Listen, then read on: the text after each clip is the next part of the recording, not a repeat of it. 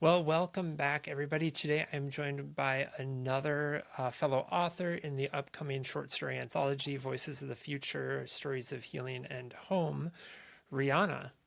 Welcome. Hello, I'm very glad to be here.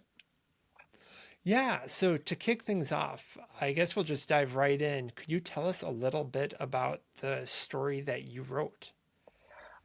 So my short story is about 10-year-old Winna Falke, who is out on a hike with her grandmother. Um, and her grandmother believes in unicorns and taught Winna to believe in unicorns as well. But Winna was told by her father and by all of her classmates and her peers and the people in her village that unicorns don't exist. And so she's convinced herself that unicorns don't exist. And she's going on this hike with her grandmother just because she enjoys spending time with her grandmother. But when her grandmother gets injured on the hike, Winna has to go back to the house to get her father to bring her grandmother back. But the sun is setting and it's getting dark, and she's not really sure if she's going to be able to find her way home, and she might just have to ask for help from the magic that she was told is just for children. So yeah, so that's kind of like in a nutshell what my short story is about. Great. No, I enjoyed reading the short story and kind of that juxtaposition between what we are able to accept as kids, and it's okay for kids to believe in these believe in magic, believe in unicorns, and what have you, versus adulthood where we're expected to kind of put off a lot of the more childish things. And I'm like, wow, this can really apply to lots of different areas of life. Yeah, no, absolutely. I was one of those kids. I was homeschooled, so I was already kind of a weird kid. But I was one of those kids who really liked magic and fairy tales, and I really loved My Little Pony, for instance. And I carried around a Rainbow Dash water bottle until I think I was 14 years old. Um, and it was definitely something where, like, when I was around people who had been more in public school and stuff like that, like, they thought I was kind of weird for doing that. That it was just something, I liked talking magical cartoon ponies. And that was a big thing that I really liked. Um, and the same thing now, like when I'm a huge How to Train Your Dragon fan. It's a bunch of cartoon dragons, and I carry around a How to Train Your Dragon backpack. And I know that there are some people who probably look at me and they're like, "What is she doing? Like that's just a kids movie," which I could tell you all about how it's not a kids movie, but it's just these things that are like considered childish or immature, like what have you. Basically, there's so many different things that one could consider like immature, like just for kids, or something that you shouldn't enjoy as adults, and that's like it's kind of silly. And it's one of my favorite quotes about from C.S. Lewis, actually, where he talks about how, as a boy, he used to hide when he would read fairy tales and other things like that, but now as an adult, he reads them openly. And it's kind of this idea that the very act of finding certain things like fairy tales or just these things that are just like enjoying them is just that's nice. It's wonderful that you enjoy those things. Finding, enjoying specific things childish is in of itself a mark of being immature or being childish, is like believing that certain things, you can only like certain things if you're a kid, and once you're an adult you're not allowed to like it anymore. Yeah, that's very true. And I love How to Train Your Dragon. I'm right there with you. One of my favorite movies of all time. So what could you tell the audience about yourself as an author? About me as an author. Well, I have been a storyteller my entire life. I was one of those. So I'm an older sister. I have one younger sister, and when we were little, we would always have to like map out what we were gonna play. I didn't do like free play, like we just start playing. No, we had to know what we were doing. Like there was a plot, there was a story to everything we were doing, and it was mostly my plot and my story because I was the bossy older sister, and my sister just kind of went along with it. As we got older, we butted heads a little bit more about it, but that was just like a weird little idiosyncrasy that I had. And that I told stories. That was the way that I told stories. And my mom used to read to me. We would read, I think, pretty much every night up until I was about 12 or 13 years old. Um, and we would read every single night. And I was always surrounded by stories. I loved to tell stories in basically lots of different formats. I wasn't like necessarily writing, but I role played. As I said, I played with my sister.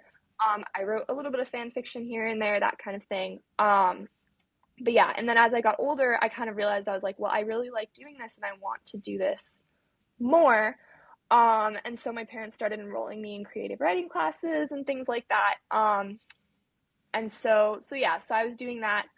Um, and it's definitely I'm definitely an author who enjoys the storytelling, like the plotting process and the editing process more than I actually enjoy the writing process. I actually really don't like drafting. It's probably my least favorite part of the entire process, and that seems really counterintuitive because I'm a writer. Of why don't I enjoy the writing process? But it's more that like I enjoy like the storytelling process, and I enjoy like the making the sentences and making the story pretty. I don't exactly like taking what's up here and putting it on the page because it's never as good as like I think it is. It looks really good up here, and then I put it on paper and I'm like, this is not at all what it looked like up here. Um, but yeah, and another big thing I think about me as a writer in terms of like what I like to write and who I am as a writer is like I like writing stories about young women to show them that they are uh, stronger and more valuable than they realize. Um, because I think a lot of times as young women, we're told our value is tied to a lot of kind of silly things, things they shouldn't be tied to, like our appearance or what other people say or think about us. And that really doesn't define who we are as people or our value at all. Um, and also being told that we're automatically weaker because we're women, or just, weaker because of what have you, because of our differences or whatever. And so yeah, so most of my stories are focusing on a female main character, just because that's my experience and also something that I'm very passionate about showing women, specifically young women, like all the things that they can do and the things that they can be, and that it's okay to just be themselves. It's okay to, be seen as, silly or whatever. Like there's so many things that men can do and men can enjoy that, when women enjoy it, it's considered girly and childish and silly. Um, which shouldn't be the case. And so I want to show young women that, who they are as a person, that they're valued, and that they can do basically anything that they set their mind to. Cool, cool. No, I think that's great. Like positive messages for young people is really important. Yeah, so your story, it's titled Grown Up Magic, Yes. which I think is a great kind of once our audience gets their hands on a copy of the book and reads it, I think they'll understand kind of the play on words and the multiple. I feel like it has multiple meanings for the story as well. Yes. No, it absolutely does. Yeah, once you read the story, I'm trying to think of like how to explain it without actually like spoiling the story. Yeah, we But can yes, we can leave it there for people to discover themselves. that sounds great. Yeah. Cool. And if people are interested in following your journey, your writing journey, do you have social media, email lists, places people can find you? Yes. So I have an Instagram account. It's my first name, Rhianna, Rhianna, dot ring, like a ring on your finger, dot writes. So like writing. And then I have an email. My email is, or no, email list. Yeah, there's an email list sign up on my website. And my website is just my name, www.rhiannaringhowell.com. There's no hyphen just because it looks cleaner. So yeah, so in my name there is a hyphen Ringhowell, but in the actual email it's just, or the actual website, it's just rhiannaringhowell.com. So you can find all of my information there. The website is great because I'm sure as I potentially get other social media and things like that, it'll all go up there. So if you have the website, that's Yep. where email list, social media, all of that is going to be housed, books, Yep. whatever. It's nice to have that one kind of like base camp that you can like point people to.